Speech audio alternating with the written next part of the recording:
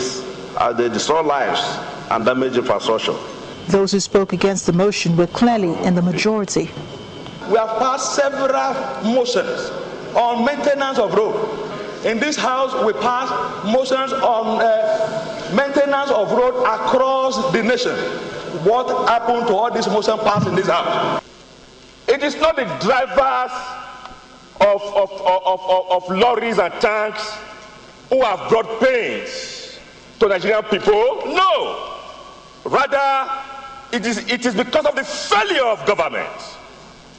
Benin or Lagos Road today is in a state of calamity. So, if the road is in a state of anomy, if driving through the roads is engaging in a macabre dance, culpability is that of government. It will be sardonic, it will be lugubrious, and it will be a state of dismal if Parliament does not rise this morning to fix culpability where culpability is. Thereafter, the bill for an act to establish